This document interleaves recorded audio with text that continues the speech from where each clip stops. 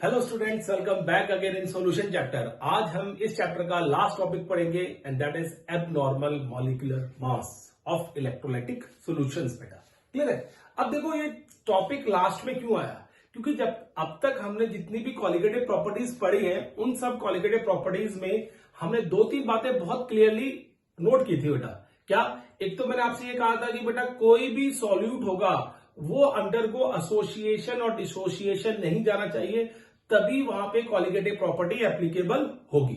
ठीक है। दूसरा मैंने ये कहा था कि बेटा जो क्वालिटेटिव प्रॉपर्टी है that depends on not on the nature of solute but depends on the number of solute particle present in the respective amount of solvent. बेटा क्लियर है? तो ये दो चीज प्रॉपर्टीज थी जिसके बेस पे हमारा सारे का सारा सॉल्यूशन चैप्टर और क्वालिटेटिव प्रॉपर्टीज डिपेंड करती थी। लेकिन हमेशा ये ट्रू नहीं होता है। आपको पता है कि अगर आप किसी भी सॉल्यूट की एसोसिएशन और डिसोसिएशन की बात करेंगे कि सॉल्यूट जो है ना एसोसिएट हो रहा है और ना डिसोसिएट हो रहा है, इसकी बात करेंगे बेटा, तो इसमें ये चीज हमें याद रखनी होगी कि वो जो सॉल्यूट है that must be non electrolyte, वो टूटता ना हो फर्दर या एसोसिएट ना होता हो। लेकिन अगर नॉन इलेक्ट्रोलाइट ना हुए तो क्या होता है? तो हम बात करते हैं फिर किसकी? Abnormal molecular mass in case of colligative properties. Let's start बेटा। देखो आज का जो हमारा टॉपिक है बेटा that is abnormal molecular mass रहेगा बेटा एब normal molecular mass. Abnormal molecular mass क्या होता है बेटा, इसकी बात करेंगे। क्लियर है? अब देखो एबनॉर्मल मॉलिक्यूलर मास की जब बात कर रहे हैं यहां पे, तो हम क्या केस डिस्कस करेंगे बेटा? हमने पहले ही कह दिया था हमारे पहले वाले वीडियोस में, जितनी भी क्वालिटेटिव प्रॉपर्टीज हैं, ऑल क्वालिटेटिव प्रॉपर्टीज, जितनी भी क्वालिटेटिव प्रॉपर्टीज थी दे आर वैलिड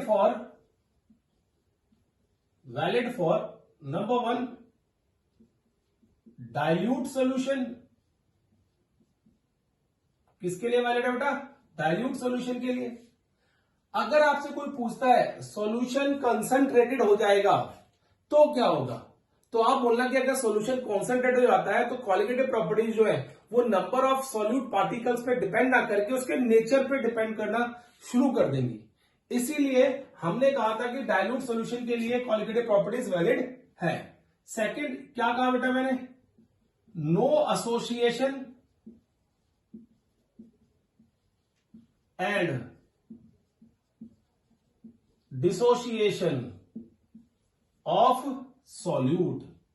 सॉल्यूट की कोई भी एसोसिएशन और डिसोसिएशन नहीं होनी चाहिए। अगर ऐसा होता है तो वहां पे क्वालिटेटिव प्रॉपर्टी जो है वो एप्लीकेबल नहीं होती है बेटा। क्लियर है? अब देखो, लेकिन ऐसा होता है अगर हम कोई नॉन इलेक्ट्रोलाइट लेते हैं तो उस नॉन इलेक्ट्रोलाइट के केस के अंदर ये दोनों चीजें नहीं आती हैं बेटा। एसोसिएशन और डिसोसिएशन वहां पे नहीं होती है। जैसे मैंने यूरिया ले लिया, मैंने ग्लूकोज ले लिया, मैंने शुगर ले ली बेटा, इन केसेस के अंदर क्या होगा? एसोसिएशन और डिसोसिएशन नहीं होती। लेकिन अगर मैंने इलेक्ट्रोलाइट ले लिया just like NaCl, KCl, CuSO4, AlCl3 या और कोई कॉम्प्लेक्स कंपाउंड कंसीडर कर लिया, तो वहां पे जब आप उनको सॉल्वेंट में डालोगे तो एसोसिएशन और डिसोसिएशन होने के चांसेस है बेटा। क्लियर है? अब देखो कैसे, अब उसी की बात करते हैं कैसे। तो अगर हम बात करें इलेक्ट्रोलाइट्स की, इलेक्ट्रोलाइट्स, तो इलेक्ट्रोलाइट्स की बात करते हैं बेटा। जैसे अगर मैं कहूं हमारे पास NaCl है, तो इस NaCl को जब आप एक्वस सोल्यूशन में डालोगे, वाटर में डालोगे, what will happen? You will get Na positive aqueous and plus Cl negative aqueous मिलता है बेटा हमें। अब देखो क्वालिटेटिव प्रॉपर्टी किस तरीके से इफेक्ट होती है इसके ऊपर बेस्ड। अब अगर ये डिसोशिएट नहीं होता तो how many moles of solute we have? 1 mole. लेकिन after dissociation we got 2 moles. और हम क्या कहते हैं कि जो क्वालिटेटिव प्रॉपर्टी है वो नंबर के ऊपर डिपेंड करती है कितने number of moles of solute present है सॉल्वेंट के अंदर या सॉल्यूशन के अंदर। तो उसके बेसिस पे अगर डिसोसिएशन होती है तो कॉलिगेटिव प्रॉपर्टी पूरी की पूरी चेंज हो जाती है। ठीक है, क्या होती है? पूरी की पूरी चेंज हो जाती है। इसी तरीके से अगर ये हमने बात की डिसोसिएशन की, अगर कहीं पे एसोसिएशन होती है तो दो मॉलिक्यूल ऐसे हैं जो बेंजीन के अंदर एसोसिएशन शो करते हैं, और वो है आपके पास ethanoic acid CH3COH and benzoic acid C6H5COOH।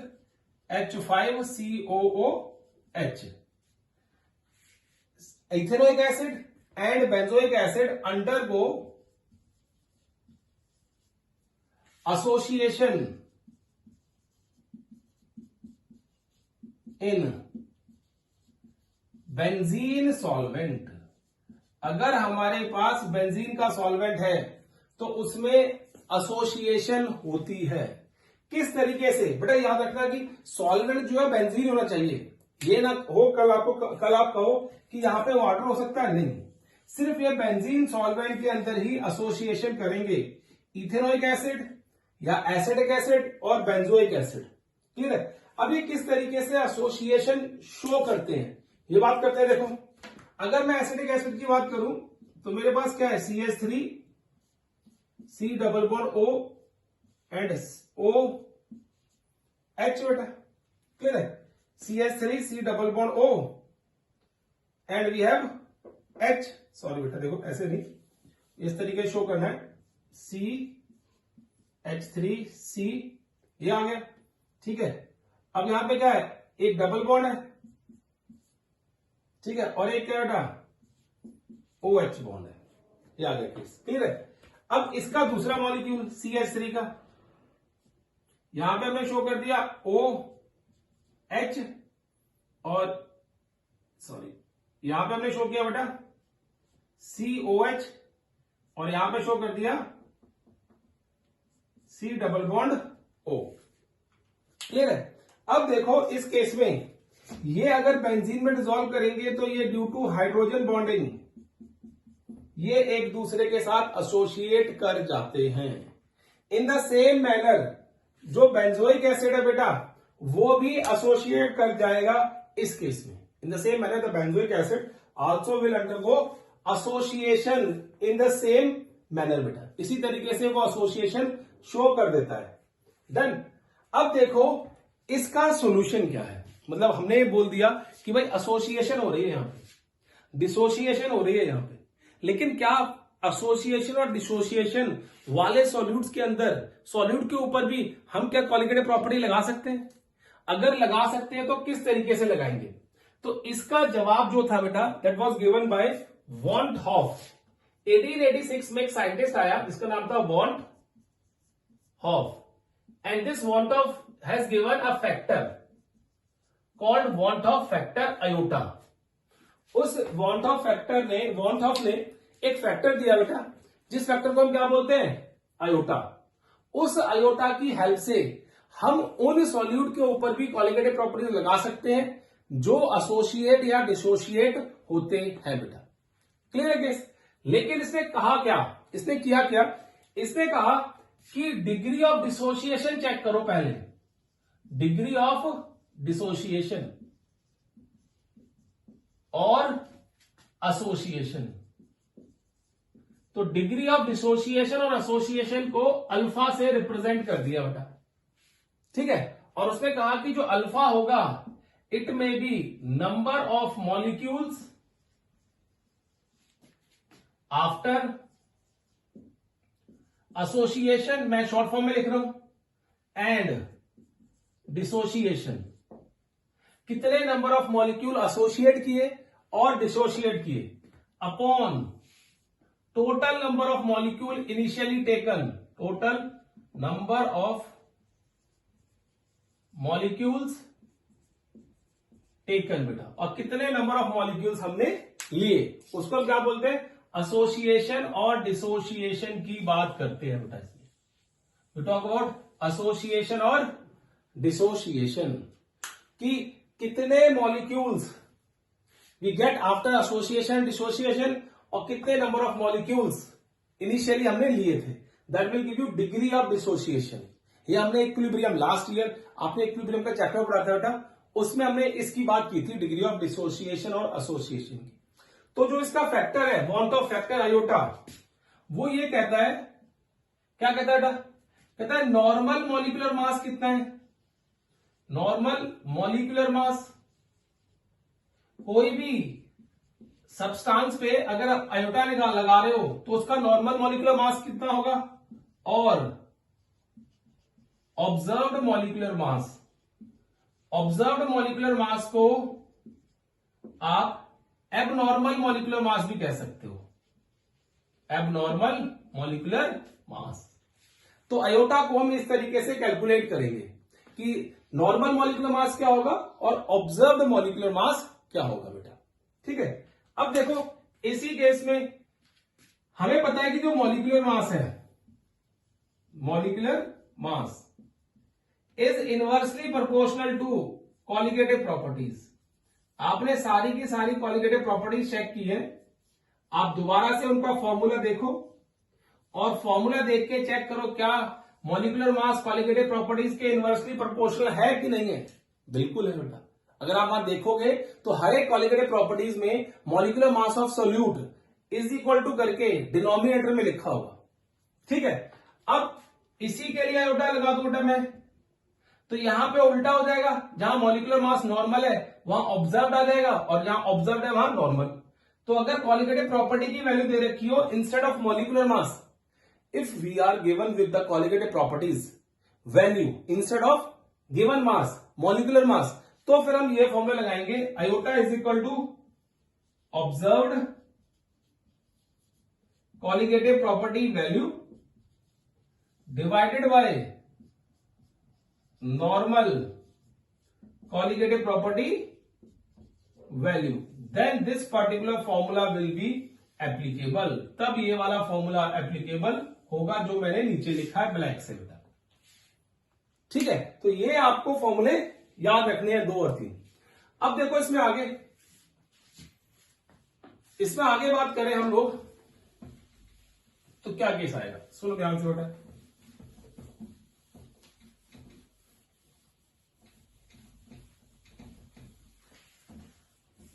अब हम कहते हैं कि ये हमारे पास केस आ गया ऑब्जर्व का, मॉलिक्यूलर मास का या कॉलिगेटिव प्रॉपर्टी के बेस पे हम इसको एक्सप्लेन कर सकते हैं बहुत इजीली, ठीक है बेटा। अब देखो इससे आगे की बात करते हैं बेटा हम लोग। इससे आगे क्या कहेंगे कि हमारे पास आयोटा की जो वैल्यूज है, ठीक है। Number 1, if iota is less than 1, अगर आयोटा की वैल्यू 1 से कम आ रही है तो आप कहोगे association takes place over there, association takes place. Second, if iota is greater than 1 तो आप बोलोगे बेटा डिसोसिएशन टेक्स प्लेस, तो वहां पे क्या होगी बेटा, डिसोसिएशन होगी। Third, if iota is equal to 1 तो नो एसोसिएशन, वहां पे कोई भी एसोसिएशन नहीं होगी, एंड नो डिसोसिएशन, और कोई भी सॉल्यूट डिसोशिएट भी नहीं करेगा।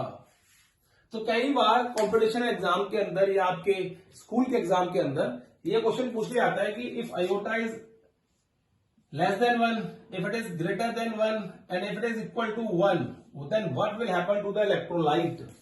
जो इलेक्ट्रोलाइट है उसके ऊपर क्या होगा, क्या इफेक्ट पड़ेगा। तो आप बोल सकते हो अगर particular solvent is there, association dissociation will take place if the value is lesser than और ग्रेटर देन 1 बेटा, क्लियर है केस। अब ये देखो, अब एसोसिएशन और डिसोसिएशन हम कैसे चेक कर सकते हैं। आपको पता है ना कि अगर कोई इलेक्ट्रोलाइट है, ठीक है, और वो इलेक्ट्रोलाइट को हम किसी चीज के अंदर डिसॉल्व कर रहे हैं तो हो सकता है वो पूरे का पूरा डिसॉल्व ना हो, पूरे का पूरा डिसोशिएट ना हो, या पूरे का पूरा एसोसिएट ना हो। तो उसके लिए हम क्या चेक करते हैं, डिग्री ऑफ एसोसिएशन। क्या करते हैं, डिग्री ऑफ एसोसिएशन और डिग्री ऑफ डिसोसिएशन। तो देखो हम किस तरीके से रिलेशन निकालते हैं डिग्री ऑफ एसोसिएशन और इस आयोटा के बीच में बेटा। तो सबसे पहले हम शुरुआत करते हैं बेटा किसकी, विल टॉक अबाउट एसोसिएशन का केस बेटा, सॉरी डिसोसिएशन की बात करते हैं। चलो पहले डिसोसिएशन, ठीक है। अब सपोज करो मैंने क्या किया बेटा, यहां पे एक इलेक्ट्रोलाइट ले लिया, ए इज एन इलेक्ट्रोलाइट हैविंग 1 मोल, 1 मोल ले लिया बेटा मैंने, डन।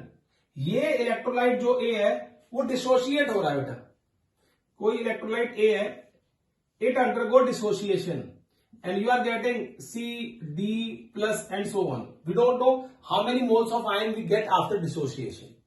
ठीक है बेटा, एक जनरल फॉर्मूला दे रहे हैं, तो इसका मतलब हमें ये नहीं पता कि कितने आयन मिलेंगे वहां पे हमें एसोसिएशन या डिसोसिएशन से बेटा। क्लियर है केस? तो उसकी बात करते हैं बेटा हम यहाँ पे, और उसका केस डिस्कस करते हैं। देखो हम उसकी बात करें आगे, तो अब देखो क्या आएगा, A will give you C plus D plus so on.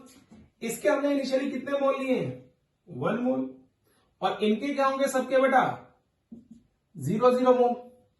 And after certain time at equilibrium 1 minus alpha, हमने यहां पे ये एज्यूम कर लिया कि अल्फा मोल जो है डिसोशिएट हो गए, तो यहां पे कितने मोल बढ़ेंगे बेटा, alpha plus alpha plus alpha and so on. Total number of mole suppose करो हमने मान लिए n अल्फा, कि यहां पे एक मोल को जब डिसोशिएट कर रहे हैं तो डिसोशिएट करने के बाद we are getting n number of ions बेटा, ठीक है। और n नंबर ऑफ आयंस के आंसर में क्या मिल गया, अल्फा मिल गया। अब देखो इस केस के अंदर बेटा, अब हम कॉलिगेटिव प्रॉपर्टी की बात करते हैं, ठीक है। अब यहां पे अगर आप बेटा देखो, is it visible, let me check.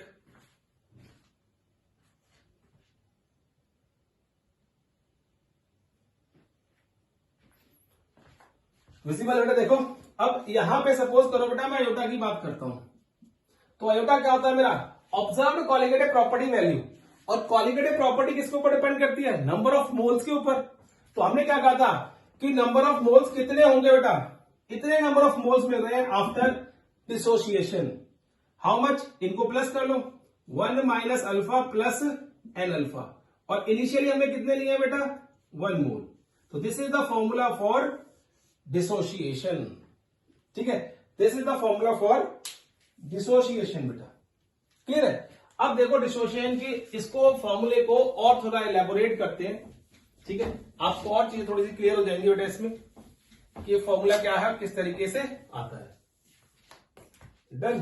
देखो iota is equal to 1 minus alpha plus n alpha upon 1 को बेटा आप गायब कर सकते हो, ठीक है।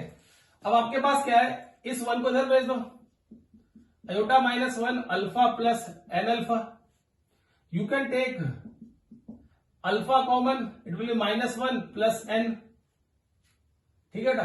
अब क्या आ गया आपके पास n माइनस 1, तो alpha is equal to aorta minus 1 upon n minus 1, ये केस आ गया बेटा यहां पे, alpha is equal to aorta minus 1 upon n minus 1। तो ये फॉर्मूला आपको याद रखना है। अल्फा की वैल्यू अयोटा की वैल्यू हो सकता है आपको दी हो और उसकी हेल्प से आप याद हो सकते हो, लेकिन यहां पे जो n है that is number of moles of ions formed after dissociation. Dissociation के बाद कितने मोल्स ऑफ आयन फॉर्म हुए हैं बेटा, दैट इज n। एग्जाम्पल देता हूं इसका कुछ, देखो एग्जाम्पल भी आप रख लो बेटा इसमें।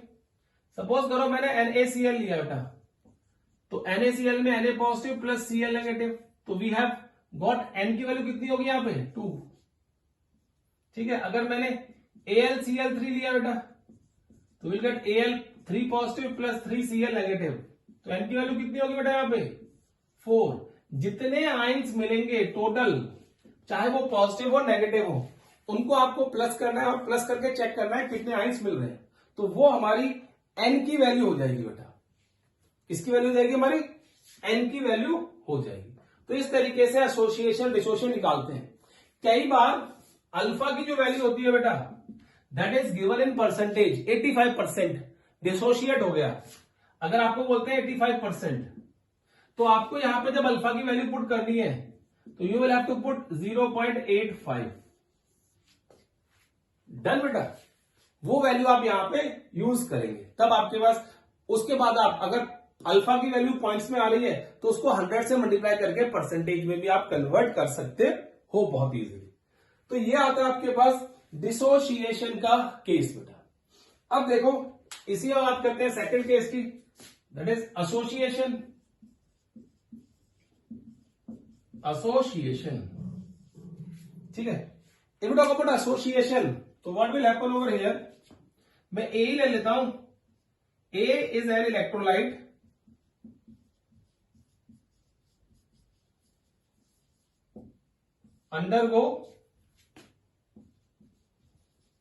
undergoes एसोसिएशन, जो एसोसिएशन शो कर रहा है, ठीक है बेटा।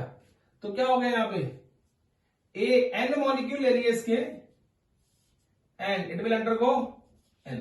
तो हमने यहां पे 1 मोल ही लेना है बेटा, विल टेक 1 मोल, एन ही लेंगे 1 मोल, और 1 मोल एसोसिएट करें, क्या मिल रहा है हमें, ए एन। तो यहां पे 1 मोल एसोसिएट हुए, तो इनिशियली 1 मोल है तो 0, and after certain time alpha minus 1 minus alpha, तो यहां पे मोल्स क्या होंगे बेटा, alpha upon n. At equilibrium condition पे हमने बोल दिया इतने मोल एसोसिएट कर गए, तो यहां पे एन लगा हुआ बेटा, यहां पे alpha upon n associated value है। डन। अब यहां पे भी आयोटा लगाओ, क्या होगा, 1 minus alpha plus alpha upon n divided by 1। ये फॉर्मूला है एसोसिएशन के लिए बेटा, देखो, ठीक है। अब मैं इसको यहीं पे सॉल्व कर देता हूं, यहीं पे, ताकि आपको थोड़ा आइडिया लगा रहे बेटा यहाँ पे किस तरीके से होगा। Iota is equal to 1 minus alpha plus alpha upon n, जैसे वो किया ये भी सॉल्व करो बेटा। आयोटा माइनस 1, अल्फा कॉमन ले लिया, 1 अपॉन एन माइनस 1 बेटा, ये आ गया। तो क्या आ गया, alpha is equal to iota minus 1 upon n minus 1। This is the formula for association. Association, अब यहां पे जो एन है बेटा वो यही है कि कितने number of moles formed after dissociation था, यहां पे कितने नंबर ऑफ मोल्स एसोसिएट हुए हैं। अगर 2 हुए हैं तो 2, जैसे अगर मैं इसकी बात करूं एसिडिक एसिड की, यही पे काउंट देखो बेटा, talk about acidic acid, CH3COOH, 2 moles of acetic acid undergo association to give CH3COOH twice, ये मिल गया।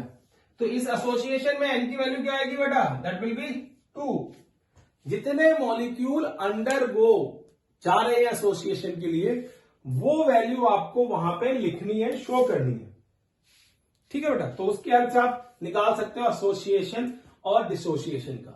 तो वॉन टॉप ने बहुत क्लियरली बताया कि डिग्री ऑफ डिसोसिएशन की हेल्प से और आयोटा की हेल्प से आप उन क्वालिटेटिव प्रॉपर्टीज को भी चेक कर सकते हो, कैलकुलेट कर सकते हो, जहां पे एसोसिएशन और डिसोसिएशन हो रही है, just by introducing a factor iota into it या इन इट बेटा। कैसे, देखो अब यहां से जो क्वालिटेटिव प्रॉपर्टी थी वो मॉडिफाई कैसे हुई, ठीक है। अब हमने कहा कि आयोटा की वैल्यू आपको हमेशा लिखनी होगी। If you are left with electrolyte, तो आप क्या लिखोगे यहां पे, मॉडिफिकेशन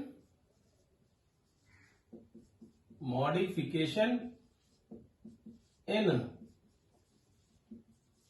कॉलिगेटिव प्रॉपर्टीज एक्सप्रेशंस। जितने भी कॉलिगेटिव प्रॉपर्टीज के एक्सप्रेशन है उनमें क्या मॉडिफिकेशन की जाएगी।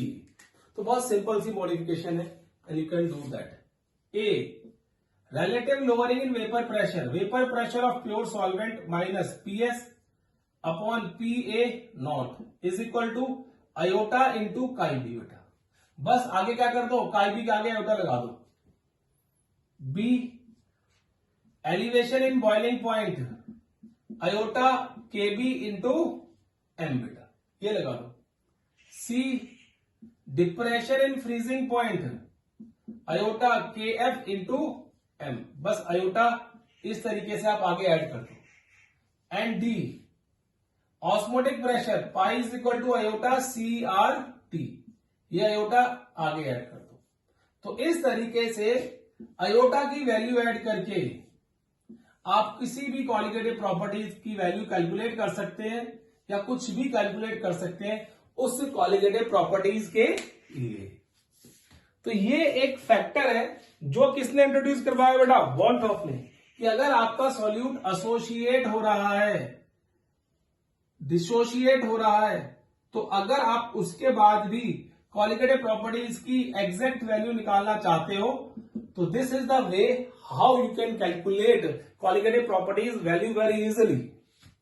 ठीक है बेटा, बस आपको जैसे कोई बोलता है आपको NaCl है, NaCl में एलिवेशन चेक कर रहे हैं उसमें, तो आपको बोल रहा है कि NaCl जो है 100% एसोसिएट हुआ है, सॉरी डिसोशिएट हुआ है, 100% डिसोशिएट हुआ है, तो आप क्या लिखोगे, आयोटा की वैल्यू क्या आ जाएगी बेटा, 100% का मतलब क्या होता है, Na की वैल्यू 2 है, तो यहां पे 2 पड़ता 2 - 1, ठीक है ना, 100% का मतलब यहां पे क्या है 1, आयोटा इज इक्वल टू कितना आ जाएगा 2, तो वहां पे आयोटा की वैल्यू 2 लिख दोगे।